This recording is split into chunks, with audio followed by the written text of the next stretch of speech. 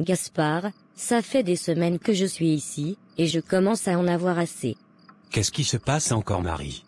Tu sais très bien pourquoi, depuis que je suis ici, c'est moi qui fais tout dans cette maison, le ménage, la vaisselle, la cuisine, je fais tout. Pendant ce temps, Madame Espérance passe son temps dans sa boutique, comme si elle n'était pas mariée, elle ne fait rien ici, absolument rien. Marie, ce n'est pas si grave, tu sais qu'elle est occupée avec la boutique, elle travaille dur là-bas. Et moi, je ne travaille pas dur peut-être, je ne suis pas venue ici pour être la servante de cette maison Gaspard, je suis ta femme, au même titre qu'elle, alors pourquoi elle se permet de me laisser tout faire? Marie, tu sais bien qu'elle a sa boutique à gérer, et puis elle est fatiguée parfois. Et moi, je ne suis pas fatiguée, il faut arrêter les excuses, je suis ta femme, pas une employée de maison, si elle veut passer tout son temps dans sa boutique, très bien, mais elle doit aussi participer aux tâches ménagères, ce n'est pas juste que je sois seule à tout faire. Je comprends ce que tu ressens, Marie, je vais lui parler, on va arranger ça. Non Gaspard, ce n'est pas juste je vais lui parler, va lui parler, si elle refuse de faire sa part, je vais arrêter de faire aussi, tu sais que je la respecte beaucoup, mais si elle continue à me manquer de respect de cette façon, je vais finir par ne plus la respecter non plus, et crois-moi, ça ne va pas bien se passer. Marie, calme-toi un peu, pourquoi toujours monter les choses en drame? Je t'ai dit que je vais lui parler, et c'est ce que je vais faire, fais-moi confiance. C'est facile de me dire de me calmer, toi tu ne fais rien ici, tu ne vois pas à quel point c'est épuisant, tu veux vraiment que je continue comme ça jusqu'à ce que je craque? Marie, arrête de parler sans cesse, je vais gérer la situation, je te l'ai dit. Donc maintenant je parle trop. Gaspard, je me plains parce que ce n'est pas normal, si elle refuse de faire sa part, je vais arrêter, tu vas voir si ça va continuer comme ça, je ne suis pas ici pour me sacrifier pendant qu'elle fait sa belle vie. Tu es en train de faire une montagne de rien, ce n'est pas comme si c'était insurmontable, je vais lui parler, et tout va s'arranger. Je veux bien te croire Gaspard, mais je te préviens, c'est la dernière fois que je tolère ça, je ne suis pas une servante, et je ne veux pas qu'on me traite comme telle. Si elle pense que je vais continuer à tout faire pendant qu'elle ne fait rien, elle se trompe lourdement. Très bien Marie, je vais lui parler, je vais lui demander de participer davantage, mais je veux aussi que tu te calmes. Combien de temps encore Gaspard? J'espère que tu es sérieux cette fois-ci, parce que je suis à bout. Marie, regarde-moi, je vais régler ça, fais-moi confiance. Espérance, il faut qu'on parle, Marie s'est plainte aujourd'hui, et je pense qu'il est temps qu'on remette les choses en ordre dans cette maison. Qu'est-ce qu'elle veut cette fois-ci? Elle dit qu'elle fait tout ici, le ménage, la cuisine, la vaisselle, et toi tu ne fais rien parce que tu passes tout ton temps à ta boutique, ce n'est pas juste Espérance. Gaspard, est-ce que tu te rends compte de ce que tu dis? Pendant des années, c'est moi qui ai tout fait dans cette maison sans jamais me plaindre. Marie est là depuis quoi? Quelques semaines, et elle se plaint déjà, elle voulait ce mariage, alors pourquoi elle se plaint? Ce n'est pas une question de qui voulait quoi, elle est ma femme, tout comme toi, ce n'est pas à elle de porter toute la charge de cette maison, toi aussi, tu dois participer, tu ne peux pas tout laisser à Marie sous prétexte que tu es fatigué à cause de ta boutique, si c'est le cas alors, tu vas fermer cette boutique. Gaspard, cette boutique, c'est toi-même qui m'as encouragé à l'ouvrir, tu disais que ça m'aiderait à m'épanouir, à ne pas dépendre de toi, maintenant tu veux que je ferme cette boutique, pour redevenir la femme au foyer que j'étais avant, ce n'est pas logique. Je n'ai rien à foutre de ta boutique Espérance, tu es une femme mariée, si tu ne peux pas gérer les deux, alors oui, il faudra peut-être envisager de fermer cette boutique. Tu te rends compte de ce que tu dis? Cette boutique, c'est tout ce que j'ai pour me sentir indépendante, et maintenant, parce que Marie se plaint, tu veux tout que je la ferme?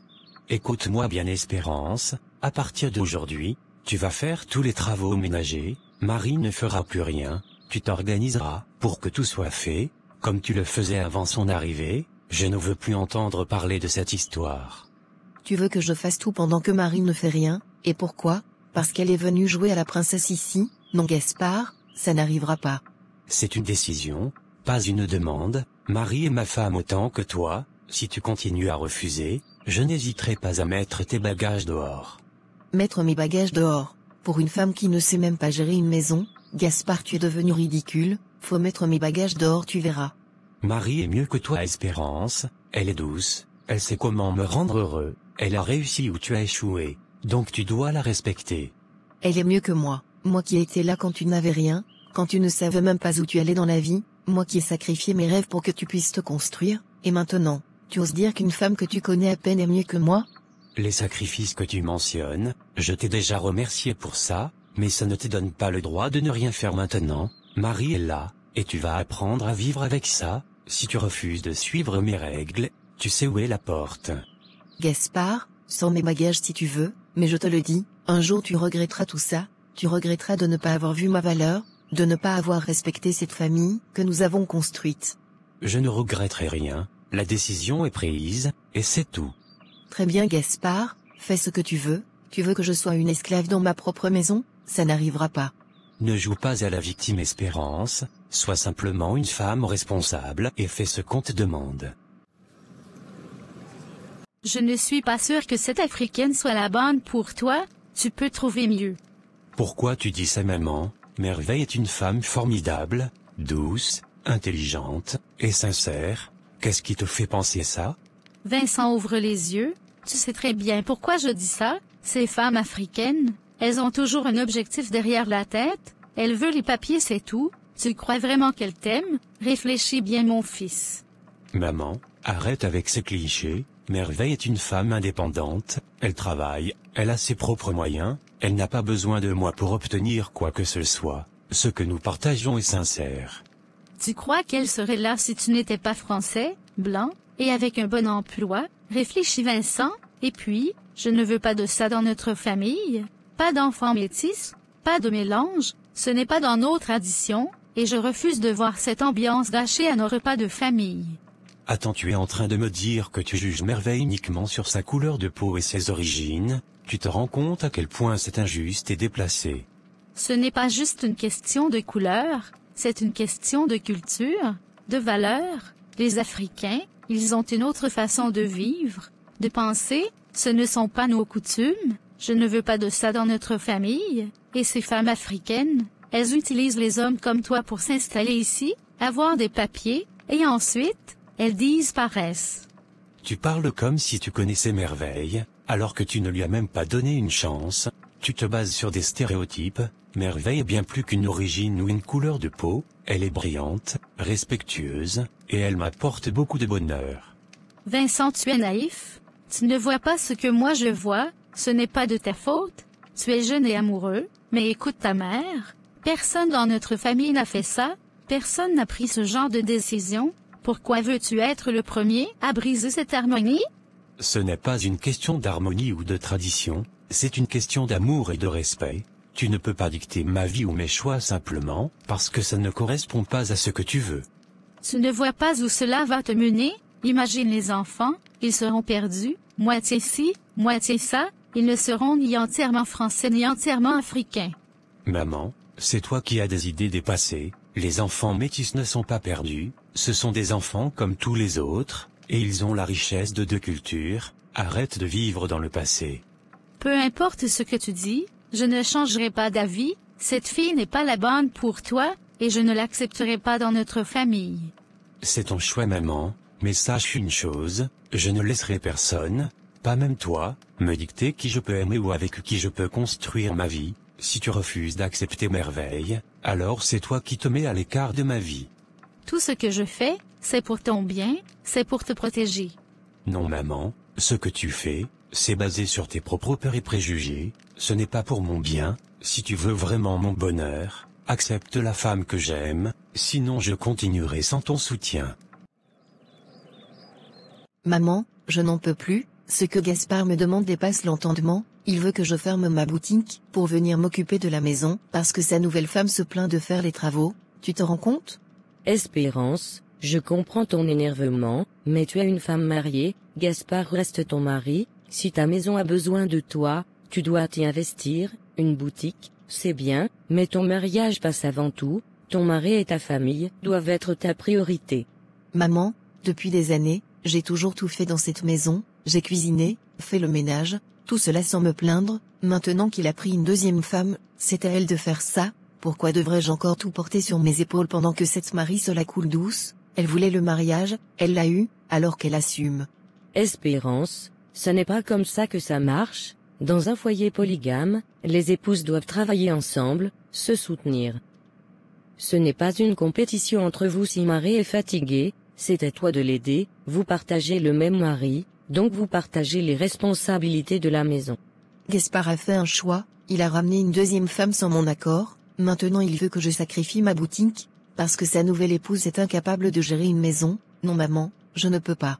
Je comprends que ta boutique te tienne à cœur, mais ton mariage est aussi important, ce n'est pas parce que Gaspard a pris une deuxième femme que tu dois baisser les bras, tu dois continuer à jouer ton rôle, si tu ne fais pas ce qu'il attend de toi, tu risques de perdre ton mariage ma fille. Et si je perds mon mariage maman, qu'est-ce que ça change? Gaspard m'a déjà manqué de respect en prenant une autre femme, il m'a déjà fait assez de mal. Espérance ne parle pas comme ça, un homme reste un homme, la polygamie c'est normal dans notre culture, ton grand-père avait plusieurs femmes, et pourtant ta grand-mère n'a jamais abandonné son foyer, elle a tout fait pour garder son mari, si tu ne fais pas attention, cette mari va te remplacer complètement, et tu seras la seule à souffrir. Donc je dois fermer ma boutique, et retourner dans la cuisine pendant que Marie joue les princesses, et moi, je fais quoi de mes rêves? Je ne peux pas. C'est trop demandé. Il faut que tu sois sage, trouve un équilibre, tu peux continuer ta boutique, mais organise-toi pour aussi gérer ta maison, il y a des femmes qui travaillent toute la journée et qui s'occupent de leur mari et de leurs enfants, pourquoi pas toi? Parce que ce n'est pas juste, Gaspard ne m'a jamais respecté, il m'a toujours rabaissé, et maintenant, il veut que je me sacrifie encore, je ne peux pas continuer à vivre comme ça. Je sais que c'est dur, mais un mariage, c'est fait de sacrifices. Si tu veux préserver ta place dans cette maison, tu dois être stratégique. Si tu refuses de faire des efforts, Gaspard va se tourner entièrement vers cette autre femme, et crois-moi, une fois qu'un homme te remplace, il est difficile de revenir. Donc je dois toujours me plier, me sacrifier, pendant que Gaspard fait ce qu'il veut, parce que c'est lui l'homme. C'est toi qui vois, mais ne viens pas pleurer, si cette marée prend toute ta maison, tu es prévenu. Vincent, je voulais te parler de quelque chose d'important, tu sais, ça fait quelques mois qu'on est ensemble maintenant, et je me sens bien avec toi. Tu es attentionné, respectueux, et vraiment différent des hommes que j'ai rencontrés avant. J'ai parlé de toi à ma mère, et elle est curieuse de te rencontrer. Je pense qu'il est peut-être temps qu'on officialise notre relation. Qu'en penses-tu?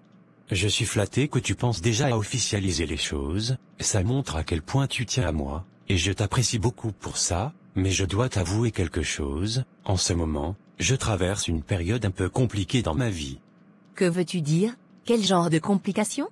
Disons que je suis en pleine remise en question personnelle, je réfléchis beaucoup à ma vie, à mes priorités, à ce que je veux vraiment, j'ai l'impression d'être un peu perdu, parfois, c'est comme si j'avais besoin de m'isoler pour comprendre qui je suis vraiment.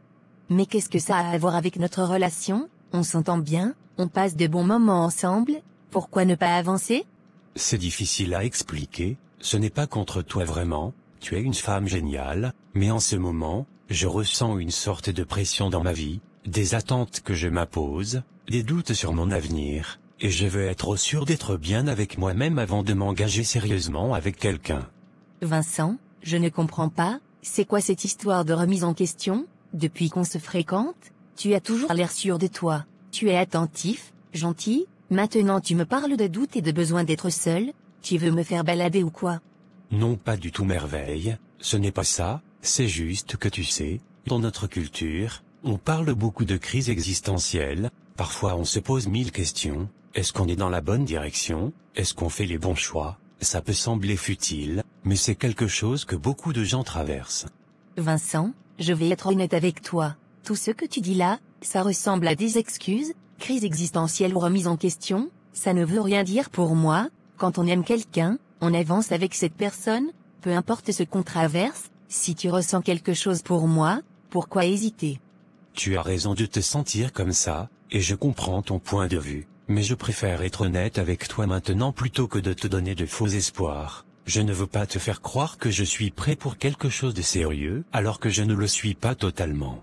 Alors pourquoi avoir commencé quelque chose avec moi si tu n'étais pas prêt? Vincent, je ne suis pas là pour perdre mon temps. Si tu savais que tu avais toutes ces remises en question, pourquoi ne pas m'en parler avant? Maintenant, tu me laisses dans le flou.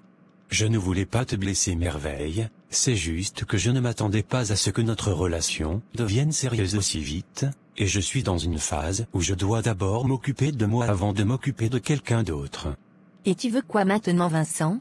Que je reste là à attendre que tu finisses ta phase, que je mette ma vie en pause, pendant que tout te retrouve? Franchement, tu me déçois. Non, je ne te demande pas d'attendre, je veux juste qu'on prenne les choses doucement, qu'on ne se précipite pas, je tiens à toi, mais je veux être sûr que je suis à 100% prêt avant de m'engager pleinement. D'accord, Vincent, je comprends ce que tu dis, mais sache que je ne suis pas une femme qui attend indéfiniment. Si tu ne sais pas ce que tu veux, moi je sais ce que je veux, et je mérite quelqu'un qui est sûr de lui et prêt à avancer avec moi. Je comprends, et je respecte ça, je ne veux pas te retenir ou te faire du mal, je voulais juste être honnête avec toi. Merci pour ton honnêteté, Vincent, mais je crois que j'ai besoin de réfléchir aussi.